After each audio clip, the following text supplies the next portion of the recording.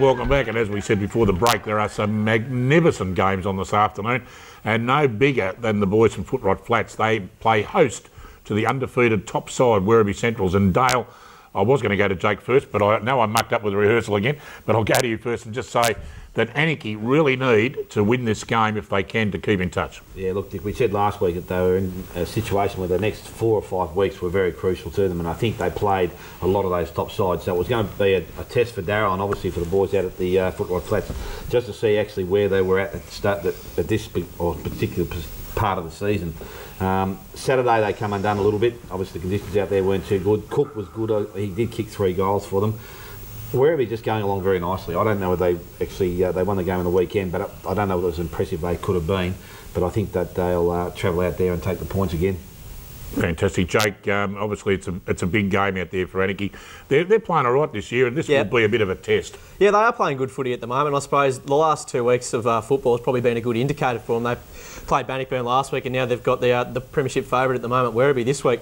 I suppose the thing in their favour will be the fact that they're at home this week, and I really think it actually looms as a potential danger game for Werribee. Obviously, they've been coasting along pretty easily so far in season 2010, and we all know that in the GDFL that the trip to Anarchy is obviously one where you're always going to get a contest, and Anarchy always give that, and this year they've done that probably better than they have for the last few years. You'd expect Werribee to win on paper. They're probably a few cuts above Anarchy on paper, but I know you never know in country footy. I'll give Anarchy a chance today, but I'll have to tip Werribee. Yeah, I'll give Anarchy a bit of a show because that ground is a different ground. It's harder to play than a lot of other grounds, and I know at home Anarchy have always been a very hard nut to crack, particularly when they're on a roll, and at the moment their confidence is pretty high out there. Another big game on this afternoon is out at the Ring Road Recreation Reserve. It's the Bellpost Hill Panthers. They're sort of reeling a little bit at the moment. They take on the Corio Devils, Jake. You wouldn't expect Bellpost Hill to be too worried by this.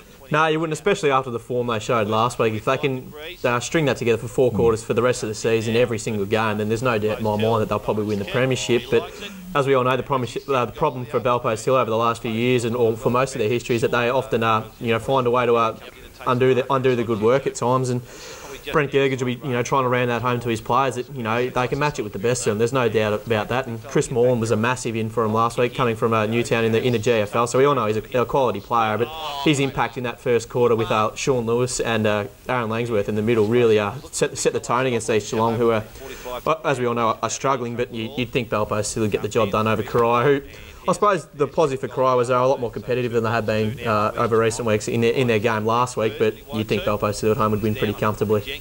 Great to see the fellow in the wheelchair too, behind doing the goal umpiring there at that game. That's fantastic.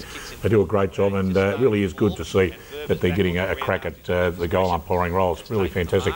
Just looking at that day, it looks like Skilled Stadium down there with the big glass enclosure there with the magnificent members stand. It's a magnificent situation down there. They've got it really stuck over the far flank, and there's a lot of balls seem to end up over that side of the ground when guys are kicking for goals, so they get a fair share from out there. So Bellpost still look right, mate? I'll go Bellpost Hill. I just think the form that they displayed on Saturday is very, very strong. Symes in the ruck is probably a little bit underrated. The other bloke I liked on Saturday was Fletcher. He actually played up a half-back flank. So, his role when he came to the club I think was going to be midfield, but gone back in defence and played a really good solid game. Out of the Kevin O'Leary Oval, East Geelong, they're reeling a bit. I did get it wrong when I said Bellpost Hill was struggling.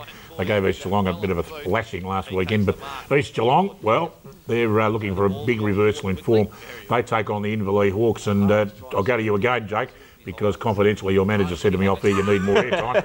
So, mate, what do you reckon? Who's going to win this? Yeah, look, East Geelong, who would have thought at this stage of the year they're sitting outside the top 5 at the moment, and if they don't change things fast, they might miss out on that top 5 spot and at a chance of going back-to-back premierships. But I suppose it's not going to get any easier for them today either. They're playing Inverleigh, or a side that at the crossroads as well. They got their first win on the board in recent weeks with their win last week. So another danger game, I guess, for both sides, because we saw Bellpost still come out last weekend with their season on the line against East Geelong and it produced the goods. And I suspect Inverleigh will be trying to do the same.